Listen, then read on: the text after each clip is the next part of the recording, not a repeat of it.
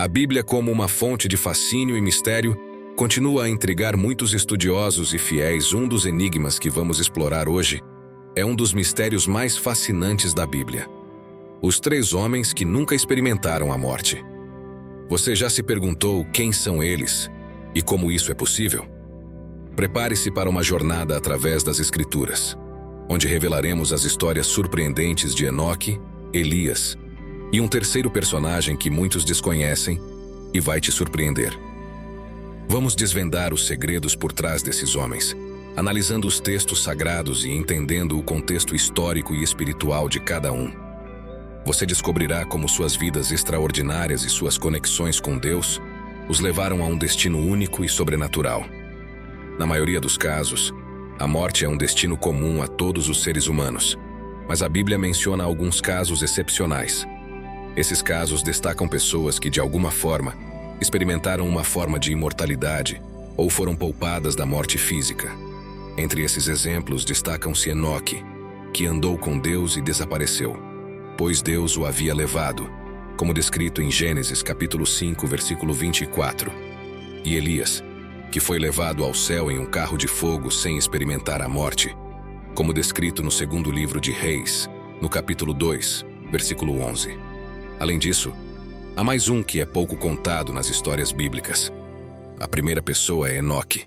Enoque era uma das figuras mais intrigantes do Antigo Testamento, apesar das poucas menções sobre ele. Antes de nos aprofundarmos em sua história, é importante esclarecer que Gênesis menciona 2 Enoques. Um é o filho mais velho de Caim, mas nossa atenção estará no Enoque, filho de Jared e pai de Matusalém, que tinha um relacionamento especial com Deus. A expressão andou com Deus é usada apenas para Enoque e Noé.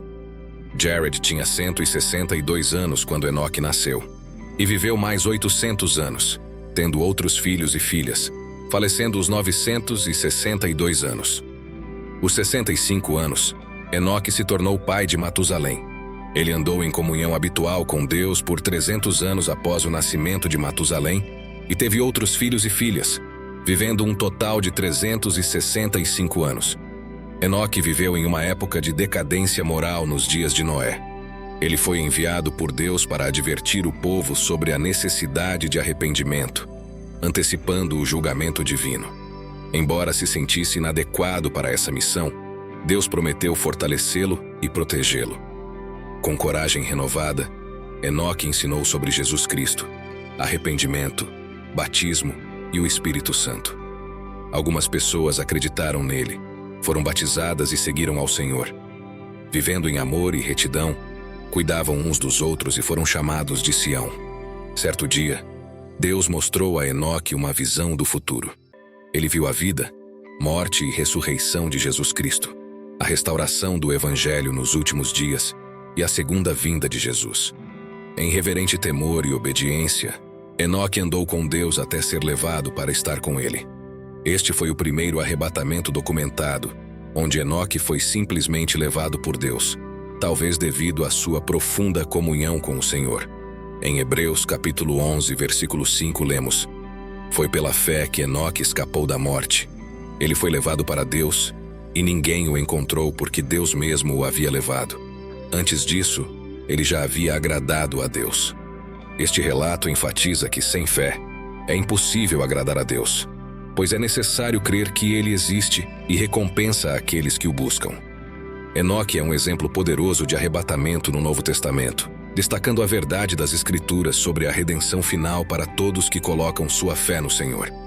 Assim como Enoque, Elias foi levado diretamente para o céu, o que o torna uma figura central na tradição judaica e cristã. Elias surgiu durante um dos períodos mais sombrios de Israel. O rei Onri havia casado seu filho Acabe com Jezabel, e este casal introduziu a adoração ao deus Baal em Israel. Acabe até construiu um templo para Baal em Samaria.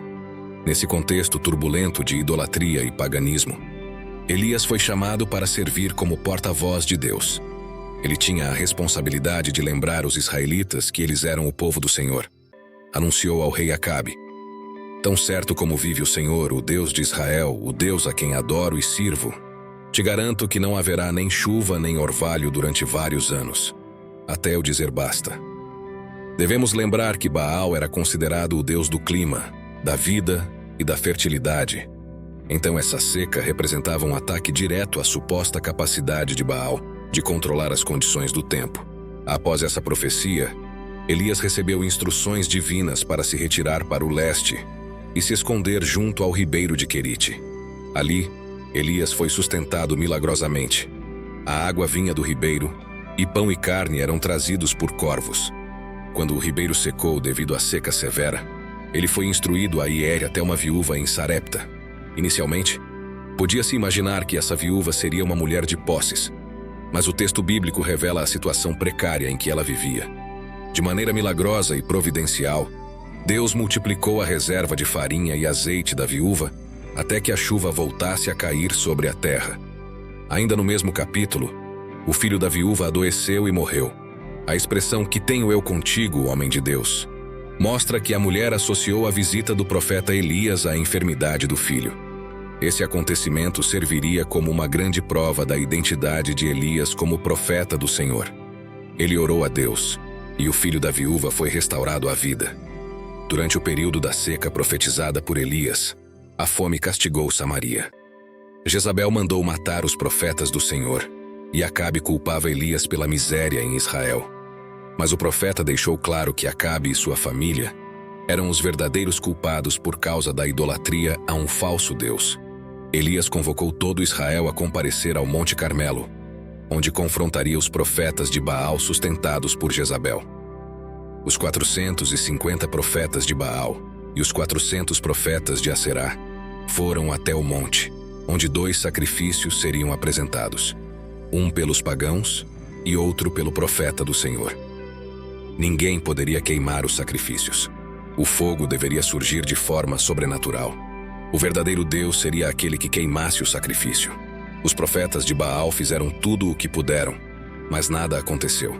Elias então consertou o altar do Senhor que estava quebrado e pediu que derramassem água sobre o holocausto 3 vezes.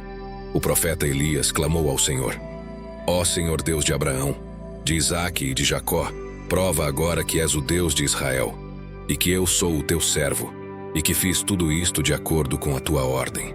Responde-me, ó Senhor, responde-me, para que este povo saiba que tu, ó Senhor, és Deus, e que estás trazendo este povo de volta para ti." Deus respondeu com fogo, que consumiu o holocausto. Todo o povo de Israel reconheceu que o Senhor é Deus. Naquele dia, os profetas de Baal foram mortos, e uma grande chuva caiu sobre Israel, encerrando o período de seca conforme Elias havia anunciado. O final do ministério de Elias está registrado no 2º livro de Reis, capítulo 2. Eliseu e alguns outros profetas perceberam que o ministério de Elias estava chegando ao fim e que ele os deixaria. Por algumas vezes Elias tentou se distanciar, mas Eliseu insistiu em acompanhá-lo. É importante lembrar que Eliseu já havia sido vocacionado para suceder o profeta Elias. Elias e Eliseu foram a vários lugares juntos. Depois de um milagre realizado no Jordão, que teve suas águas divididas, Eliseu pediu uma porção dobrada do espírito de seu mestre. Em outras palavras, Eliseu desejava se tornar o principal herdeiro espiritual de Elias, não necessariamente 2 vezes mais poderoso. Elias respondeu que cabia a Deus decidir se o pedido de Eliseu seria atendido. Enquanto caminhavam e conversavam, um carro de fogo puxado por cavalos de fogo os separou, e Elias foi levado para o céu num redemoinho. Em meio a antigas narrativas e figuras históricas, há uma personalidade que se destaca por seu mistério e simbolismo. Conhecido por uma aparição singular em textos religiosos, ele é descrito como uma figura sacerdotal e régia, dotada de uma sabedoria e espiritualidade incomuns. Sua origem permanece envolta em mistério, com menções breves mas significativas em escritos sagrados. Ele é mencionado como um rei e sacerdote, alguém que transcende os limites tradicionais das categorias humanas. Seu encontro com figuras bíblicas importantes adiciona ainda mais ao seu enigma, sugerindo uma conexão direta com o divino. Finalmente revelado como Melquisedeque, ele é um personagem cuja brevidade nas escrituras contrasta com a profundidade de sua influência. Reconhecido como rei de Salém e sacerdote do Deus Altíssimo, Melquisedeque simboliza uma linhagem espiritual que antecede e ultrapassa a ordem tradicional dos sacerdotes, eternizando-se como um ícone de justiça e paz. O conceito de que Melquisedeque não morreu e foi levado ao céu não é explicitamente mencionado nas Escrituras, mas é uma interpretação derivada de como ele é apresentado na Bíblia. Em Gênesis capítulo 14, Melquisedeque aparece brevemente como rei de Salém e sacerdote do Deus Altíssimo, sem um relato de nascimento ou morte. Este silêncio sobre seu nascimento e morte gerou especulações e interpretações ao longo dos séculos. Em Hebreus capítulo 7, no Novo Testamento, o autor refere-se a Melquisedeque como alguém sem pai, sem mãe, sem genealogia, sugerindo um caráter eterno e uma linhagem que transcende o tempo. Isso levou alguns teólogos a interpretar que Melquisedeque é uma figura que, em termos simbólicos, não experimentou morte, representando uma continuidade espiritual que desafia a temporalidade. Você já parou para pensar como a fé em Deus pode transformar sua vida? Assim como Enoque, Elias e Melquisedeque, podemos encontrar força e esperança, mesmo nos momentos mais difíceis. A história desses três homens nos mostra que, com uma fé sólida, podemos superar qualquer obstáculo e viver com a certeza de que Deus está ao nosso lado. Enoque nos ensina a importância de uma caminhada diária com Deus, buscando sempre estar em sintonia com Ele.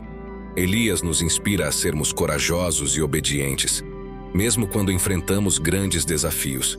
E Melquisedeque nos oferece a promessa de vida eterna e a vitória sobre a morte. Então, como podemos aplicar essas lições em nossas vidas? Talvez você esteja enfrentando uma situação que parece impossível de superar. Lembre-se da fé inabalável de Enoque, da coragem de Elias e da esperança que encontramos em Melquisedeque. Permita que essas histórias fortaleçam sua própria fé e te deem a força necessária para continuar. A vida eterna é uma promessa que nos dá um propósito maior. Vivendo com essa esperança, podemos enfrentar as dificuldades com mais coragem e encontrar paz em meio ao caos. Que a fé desses três homens te inspire a buscar um relacionamento mais profundo com Deus e a viver com confiança na promessa de uma vida além desta. E se você tem vontade de criar o seu próprio canal, assim como o nosso, para conseguir levar a palavra do Senhor cada vez mais longe, clique no primeiro comentário fixado e aprenda, mesmo que você seja um completo iniciante. E para você que se interessa por curiosidades e sabedorias bíblicas, deixamos aqui um dos nossos vídeos mais impactantes. Veja quem foi Melquisedeque, o homem mais misterioso da Bíblia. Clique e acompanhe. Você irá ficar impactado. Obrigado pela atenção e que você permaneça sob a graça de Deus. Até breve.